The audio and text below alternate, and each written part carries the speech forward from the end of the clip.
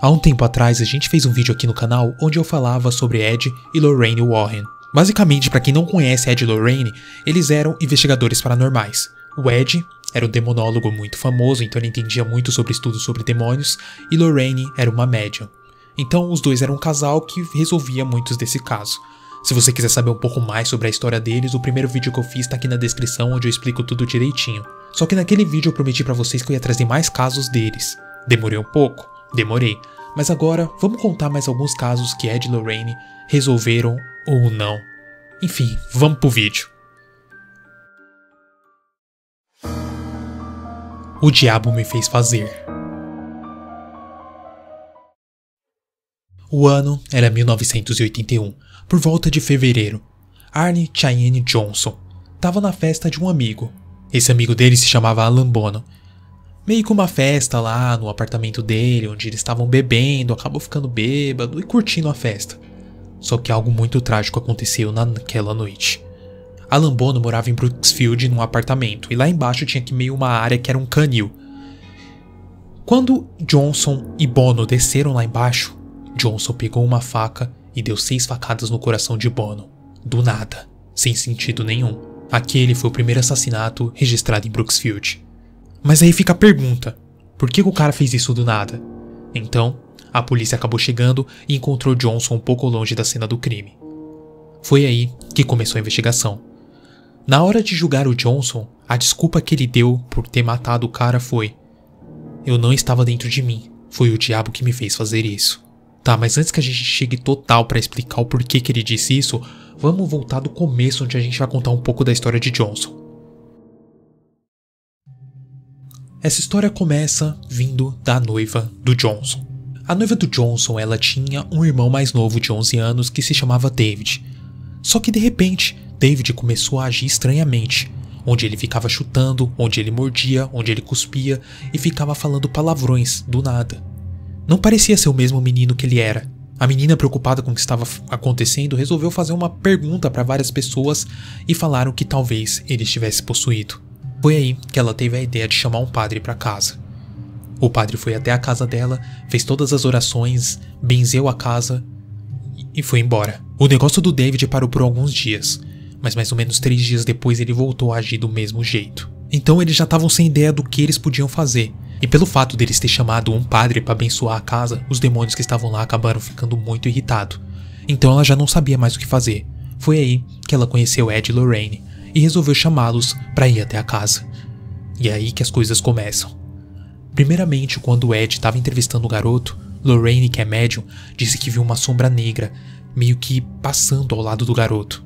Acontecia vezes que o menino era enforcado do nada, e acredita que quem enforcava ele era essa sombra. Tanto que às vezes parecia marcas de mãos apertando bem vermelho no pescoço dele. E depois deles ver tudo aquilo acontecendo na frente deles, Ed e Lorraine só concluíram que aquilo era realmente uma possessão demoníaca. Então, eles realizaram 3 exorcismos no garoto. E beleza, acabou, eles resolveram o caso e expulsaram o demônio. Só que tinha uma coisa muito estranha que aconteceu. No meio de um dos exorcismos, Ed olha pro garoto e fala: quantos demônios tem aí? Ele fala o número 43. Acreditam-se que tinham 43 demônios dentro do menino. Então, não sabe se esse número 43 era isso mesmo ou significava alguma coisa. Só que no meio desses 3 exorcismos, Johnson fez algo que ele nunca deveria ter feito na sua vida. Ele chegou perto do garoto, olhou pra ele e falou: deixem meu amigo em paz e me levem no lugar dele. E parece que isso que ele falou fez com que algum desses demônios entrasse dentro dele. Beleza, alguns dias se passaram, acabou o exorcismo, o garoto já estava bem. Mas aí quem começou a agir estranhamente foi Johnson. E isso foi no dia da festa, onde do nada ele simplesmente deu 6 facadas no peito do seu amigo. E aí começou um dos casos mais famosos da justiça, onde a justiça lutava contra um cara e a sua defesa era que ele estava possuído. Esse caso durou bastante debate, bastante coisa, tanto que Lorraine ficou no tribunal tentando afirmar que sim, ele estava possuído. O advogado tentava falar que sim, ele estava possuído e começou esse debate porque alguns acreditavam e outros não acreditavam. No fim, o juiz só decidiu que o Johnson realmente tinha que ser condenado. Ele foi incriminado por homicídio culposo e acabou pegando uns anos de prisão, cerca de 10 a 20 anos, só que ele acabou saindo com 5. Mas esse foi um dos casos que ficou muito popular porque era a justiça contra um demônio. Então foi muito estranho e ficou bem famoso esse caso também. A Dama de Branco. Não sei se você já assistiu a Annabelle 3, mas no filme tem um vestido de casamento branco. Essa história que eu vou contar pra vocês é a história que foi baseada esse vestido.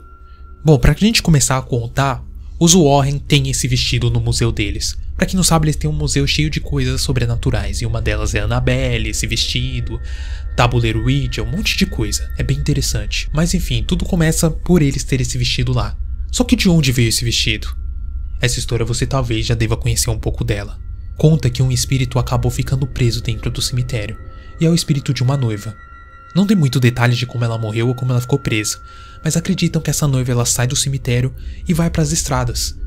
E diversas pessoas que estão andando nas estradas veem ela. Um dos casos, um cara estava dirigindo numa estrada super tranquilo, quando de repente ele olhou no retrovisor aqui em cima e ele viu que tinha um cara sentado atrás do carro dele. Um cara com roupa dos anos 80, totalmente arrumado.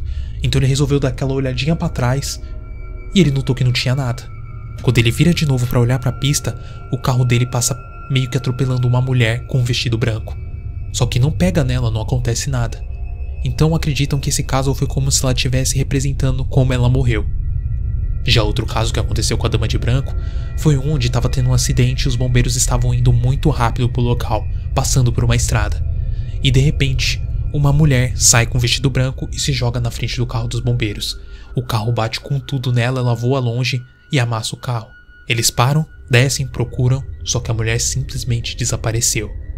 Só que tá lá, o amassado no carro dos bombeiros. Outras pessoas também faziam vários relatos dela aparecer na Rota 59. Então, começaram a interligar os pontos. Foi aí que Ed e Lorraine descobriram que nessa rota, assim, basicamente na área próxima onde ela sempre aparecia, tinha um cemitério. Esse é o cemitério União, que fica em Connecticut. Então, Ed e Lorraine resolveram fazer alguma coisa nesse cemitério, ver se eles descobriam sobre o tal espírito. Então eles foram lá, colocaram equipamento de gravação e passaram uma noite lá. Foi quando Ed disse que viu a mulher de branco. Ela simplesmente olhou pra ele e saiu correndo. E aí foi que eles comprovaram que realmente tinha um espírito da mulher de branco lá. Tanto que o cemitério acabou tendo uma nova norma que ele não ficava mais aberto de noite. Toda noite ele fechava, para as pessoas tomarem cuidado quando passarem lá por perto. Agora não se sabe se o vestido que eles têm no museu foi algum artefato que o Ed encontrou nesse cemitério e a Lorraine, mas eles têm um vestido no museu e não se conta nada sobre como eles conseguiram o vestido da tal Dama de Branco. Mas que eles têm lá, eles têm. A família Donovan.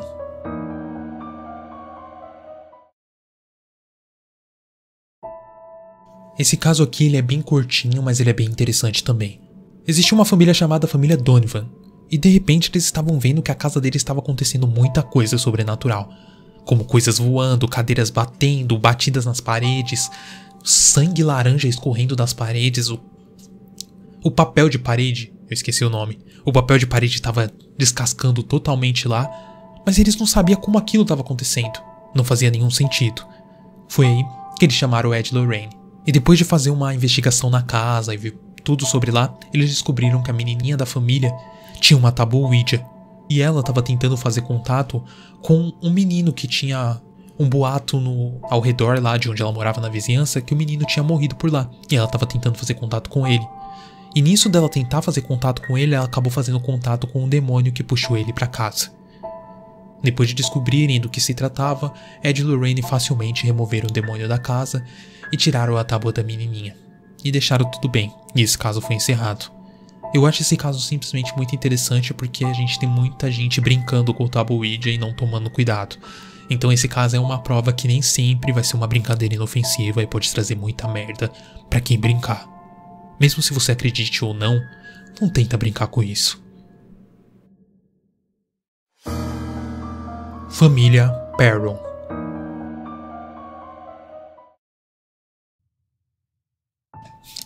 Eu gosto desse caso porque esse caso inspirou o meu filme favorito, Invocação do Mal 1. A família Perron era formada por Carolyn e Roger, e eles também tinham 5 filhas. Eles estavam procurando uma casa nova para morar e foi quando eles encontraram uma fazenda extremamente gigante e bonita por um preço bem acessível. Tava muito barato. E eles resolveram comprar essa fazenda que ficava em Rhode Island. Ela tinha uma casa enorme lá dentro. E essa casa era tão grande que ela tinha 14 quartos. Tem ideia o que é 14 quartos? É muito. Beleza, era a casa dos sonhos, eles começaram a morar lá. Só que peraí, pra ela estar num preço tão bom, algo tinha que estar errado, né? E foi aí que as coisas estranhas começaram a acontecer. Uma das coisas estranhas que começou a acontecer nessa casa foi que uma vassoura se movia completamente sozinha. Só que aí a vassoura estava varrendo a casa, de boa. Juntava toda a sujeira, se encostava e parava. Isso acontecia em diversos dias. Era como se um espírito bom pegasse e varresse a casa, juntasse a sujeira e deixava lá pra ele só tirar a sujeira e jogar fora. Que ótimo, mano. Quem não quer a casa limpa simplesmente de boa? Só que não para por aí ainda. Tinha outro espírito. Só que esse parecia ser de um menininho que ficava andando pela casa e empurrando os carrinhos. Ele ficava jogando os carrinhos pela casa. Inofensivo também. Só que não tem só esse. Esse era outro espírito que também tinha, que parecia uma criança, que vinha e brincava com as meninas. E esse menino era muito gentil, ele tinha cheiro de flores, pelo que as meninas falavam, e ainda ia toda noite dar boa noite pra elas. Só que não para por aí ainda. Existia outro espírito que as meninas fizeram amizade e o nome dele era Manny. Ele preferia que se fosse chamado de Manny, e acredita que esse espírito era de um menino que morreu enforcado no sótão da casa. E ele era totalmente estranho pelo que as menininhas descreviam, ele tinha um rosto totalmente torto e o sorriso também. Só que era um espírito legal, elas gostavam dele. E além desses fantasmas, a família presenciou muitos poltergeists, tipo cadeiras voando, tipo uma pessoa tá sentada na cadeira, a cadeira era puxada. Garfos levitavam, panelas saíam dos lugares, era totalmente estranho. Mas até aí tudo bem, dá pra você aguentar uns bagulho voando tranquilo se tiver esses espíritos bons. Só que a casa, além desses espíritos bons, obviamente, tinha vários espíritos maus. Tinha um que no meio da noite puxava o cabelo das meninas. Tinha outro que batia as portas muito forte. Ele até segurava as portas quando alguém tentava fechar. E por mais força que fizessem, a porta não fechava, porque ele estava segurando. Tinha outra entidade que era uma criança, que mantinha a família totalmente acordada, porque ela ficava correndo de noite assim por volta das 3 da manhã pela casa gritando "Mãe, mamãe", bem alto, e todo mundo acordava. Mas não via nada quando saía para procurar pela casa. Também ouvia outra aparição que chegava no ouvido da Cindy, uma das 5 crianças, e ficava falando toda noite para ela: "Há 7 soldados na parede. Eles estão na parede, 7 soldados", meio que atormentando e deixando a menina totalmente com medo e assustada. Em uma entrevista, Andréa, uma das meninas, disse que havia um espírito tão mau na casa que eles não deram muitos detalhes sobre ele. A única coisa que ela disse nessa entrevista foi que o espírito era muito malvado e perigoso para 5 garotinhas. Por essa frase, a gente pode ter uma ideia do que o espírito fazia. E olha, eu acho que eu nem preciso falar para vocês, né? Caroline, a mãe da família, preocupada com a sua filha, resolveu pesquisar o histórico da casa. E ela descobriu que tinha uma família que morou mais ou menos por 3 gerações ali. E no meio dessas gerações que a família morou, aconteceu diversas mortes. E muitas eram de crianças, onde elas morreram enforcadas, no porão, várias, outras afogadas, outras morreram no sótão, então tinha muito espírito naquela casa mesmo. Só que uma coisa chamou a atenção dela. Uma das moradoras da casa se chamava Bathsheba Shiman. Essa era uma mulher que era muito viciada em coisas demoníacas. Então, diziam que ela era uma bruxa, e acreditava que o espírito dela continuava preso naquela casa. Só que parece que depois de Caroline descobrir sobre a Bashiman, ela foi possuída pela própria Bashiman. Então ela começou a ficar muito estranho. Foi aí que a família teve a ideia de chamar um padre. O padre foi até a casa, mas no momento que ele entrou lá e começou a fazer as orações, ele já se sentiu expulso e as coisas começaram a ficar totalmente revoltadas. E foi o padre que deu a ideia de chamar Ed Lorraine para poder resolver isso. E se você assistiu o filme Invocação do Mal 1, você já sabe que o final foi feliz, Ed e Lorraine resolveram e acabou. Só que na vida real, não foi assim. Ed e Lorraine entraram lá, ficaram anos e anos tentando livrar a casa de tudo que tinha lá. Só que as coisas só ficavam piores, as coisas só ficavam mais fortes e cada vez com mais raiva de tudo que Ed e Lorraine faziam.